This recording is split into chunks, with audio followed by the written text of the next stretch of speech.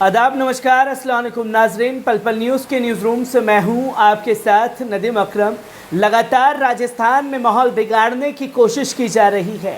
एक से बढ़कर के एक तस्वीर लगातार सामने आ रही है जहां माहौल को इस कदर बिगाड़ा जा रहा है जिसकी सारी हदें पार कर दी गई हैं।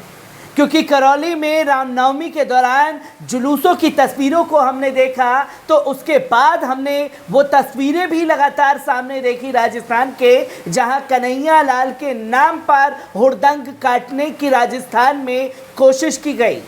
और अब मामला जो है वो दूसरा सामने आ रहा है और ये बताने की कोशिश की जा रही है साहब, कुछ मुसलमानों ने खास तौर पर बकरी ईद के मौके पर गाय की कुर्बानी कर दी है। गौकशी का आरोप लगा करके माहौल बिगाड़ने की कोशिश की और तब से लेकर के अब तक हिंदूवादी संगठन के लोग सड़कों पर धरने प्रदर्शन के लिए बैठे थे ताकि साहब, हमने कहा है आप कार्रवाई करिए और आप अगर कार्रवाई नहीं कर सकते तो आप हिंदू हितैषी नहीं हैं। ये तस्वीर लगातार दिखाने की कोशिश राजस्थान से की जा रही है और अगर पुलिस वालों ने इन्हें खदेड़ दिया तो हिंदू विरोधी राजस्थान सरकार ये जुमलेबाजी, ये नारेबाजी लगातार करने की कोशिश सोशल मीडिया के जरिए की जा रही है। किस तरीके से बवाल लगातार राजस्थान में मचा हुआ है, एक बार इस पूरी रिपोर्ट पर नजर डाल लेते हैं। राजस्थान में गौकशी मामला गरमाने के बाद भद्रा तहसील के गांव गांधी बड़ी और चिड़िया गांधी में लगाया गया कर्फ्यू शुक्रवार को तीसरे दिन भी जारी रहा। इसके साथ ही भादरा तहसील में भी की गई नेटबंदी भी लगातार तीसरे दिन जारी है। दोनों गांवों की गलियों में पुलिस का पहरा रहा। लगातार तीसरे दिन प्रशासन व पुलिस के अधिकारियों ने इन गांवों में डेरा जमाए रखा है। कर्फ्यू की वजह से गांव की गलियों में सन्नाटा पसरा हुआ है। पुलिस दोनों गांवों में लगातार फ्लैग मार्च कर ग्रामीणों से शांति बनाए रखने की अपील भी कर रही है। क्षेत्रीय पुलिस और प्रशासनिक अधिकारी दोनों गांवों में मौजूद रहकर स्थिति पर नजर बनाए हुए हैं। गुरुवार शाम को संभागीय आयुक्त डॉक्टर नीरज के पवन और एडीजी क्राइम पुचनामी ने भी कर्फ्यू क्षेत्र का दौरा कर जायजा लेकर मौजूदा अधिकारियों को आवश्यक दिशा निर्देश दिए थे। कर्फ्यू के दौरान आवश्यक सेवाओं में किसानों को छूट दी गई है। साथ ही हरियाणा की सीमा पर भी चेक पोस्ट स्थापित की गई है। दूसरे राज्यों से आने वाले वाहनों की भी जांच की जा रही है। तो वहीं आपको बता दें कि भादरा के कई भाजपा नेताओं को पुलिस ने उनके घर में ही नज़रबंद कर दिया है। उधर घटना को लेकर ग्रामीणों में रोष देखा जा रहा है। ग्रामीणों का आरोप है कि पुलिस ने घरों में घुसकर महिलाओं और बच्चों पर लाठीचार्ज किया है। उधर बताया जा रहा है कि प्रशासन शुक्रवार शाम तक उच्च स्तरीय बैठक कर संपूर्ण मामले की समीक्षा करेगा। इसके बाद कर्फ्यू और नेटबंदी का निर्णय लिया जाएगा। गौरतलब है कि गांव चिड़िया गांधी में 11 जुलाई को ईद पर गौकशी का मामला सामने आया था। सैंपल लैब में भेजे गए तो एफएसएल रिपोर्ट में गौकशी की पुष्टि हुई है। इस पर ग्रामीणों ने आरोपियों की गिरफ्तारी की मांग को लेकर प्रदर्शन करना शुरू कर दिया। इस दौरान पुलिस और प्रदर्शनकारियों के बीच झड़प भी हुई। इसके बाद 21 जुलाई से ही क्षेत्र में तनाव की स्थिति लगातार बनी हुई थी। मंगलवार रात को आंदोलनकारी ग्रामीणों को खदेड़ने से गुस्साए ग्रामीणों की ओर से बुधवार को निकाली गई रैली के दौरान हालात उस समय तनावपूर्ण हो गए थे जब पत्थरबाजी हुई व पुलिस की ओर से बल प्रयोग किया गया। इधर पत्थरबाजी में कई पुलिसकर्मी चोटिल हुए।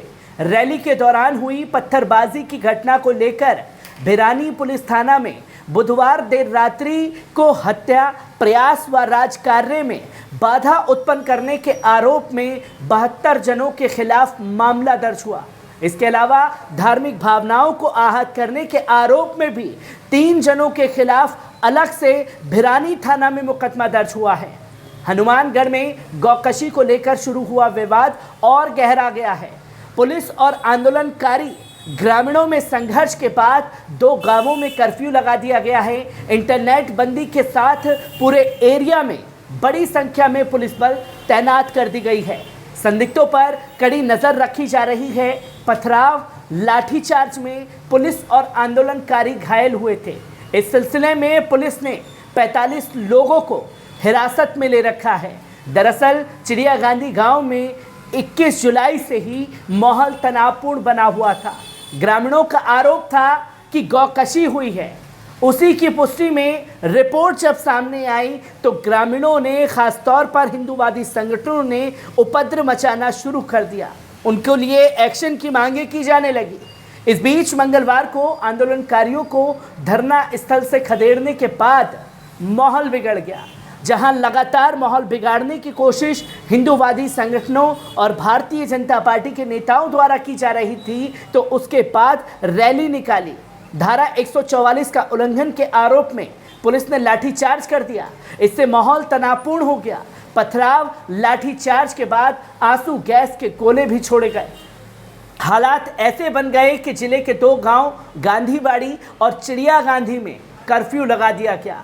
यहां इंटरनेट सेवाएं भी बंद कर दी गई हैं। वहीं पुलिस ने धारा 144 के उल्लंघन के आरोप में 43 लोगों के खिलाफ केस दर्ज करने के अलावा 45 से अधिक लोगों को डिटेन कर दिया है। पुलिस और आंदोलनकारियों के बीच हुई लाठीचार्ज पथराव में भिरानी थाना अधिकारी ओम प्रकाश सुथार के सिर पर चोट लगी है, जबकि एक अन्य ग्रामीण भी चोटिल हो गया है। संघर्ष की सूचना पर कलेक्टर नतमल डिडेल और एसपी डॉक्टर अजय सिंह भी गांधीबाड़ी पहुंचे। आसपास के कई थानों एवं लाइन के अतिरिक्त फोर्स बुलाकर इलाके में तैनात कराया गया है, ताकि किसी तरह की हिंदूवादी संगठनों द्वारा गड़बड़ी न की जा सके। एसपी डॉक्टर अजय सिंह राठौर ने बताया कि चिड़िया गांधी में लॉ एंड ऑर्डर के मद्देनजर पुलिस को लाठीचार्ज करना पड़ा। आंसू गैस के 8 गोले भी छोड़ने पड़े। ग्रामीणों ने पुलिस पर पथराव किया था, जिसमें एक एसएचओ की चोट आई है। कानून व्यवस्था बिगाड़ने वालों को सख्ती से निपटा जाएगा। जिले में शांति व्यवस्था बनाए रखने में आमजन भी सहयोग करें। कलेक्टर नतमल डिडेल का कहना है कि दोनों गांवों में स्थिति नियंत्रण में है। माहौल बिगाड़ने पर पुलिस को बल प्रयोग करना पड़ेगा। एहतियातन के तौर पर दोनों गांवों में 0 मोबिलिटी कर्फ्यू लगाया गया है। इलाके में इंटरनेट भी आगामी आदेश तक बंद रहेगा, जिसकी सूचना खुद पुलिस अधिकारियों द्वारा दी गई। पर सवाल यहाँ ये खड़ा होता है कि जिस तरह से पुलिस प्रशासन के ऊपर ये आरोप लगाने की कोशिश की जा रही थी, क्योंकि अगर ये घटना किसी मुस्लिम के द्वारा की जाती जो पुलिस के ऊपर पथराव किए गए, तब ये पत्थरबाजी को लेकर के इतना ढिंडोरा पीटा जाता जिसकी सारी हदें पार कर दी जाती। इन लोगों के सरगना कौन हैं जिन लोगों ने पुलिस वालों पर पथराव किया, ये सबसे बड़ा सवाल खड़ा हो जाता है। और आखिरकार क्यों दंगाइयों के निशाने पर राजस्थान बार बार आ रहा है, ये भी सवाल खंगालने की ज़रूरत है। क्योंकि कई भारतीय जनता पार्टी के नेताओं को गहलोत सरकार की पुलिस द्वारा नज़रबंद किया गया है, जो लगातार माहौल बिगाड़ने का काम कर रहे थे। राजस्थान से आ रही हर एक अपडेट आप लोगों के साथ साझा करता रहूँगा। दीजिए इजाज़त, शुक्रिया।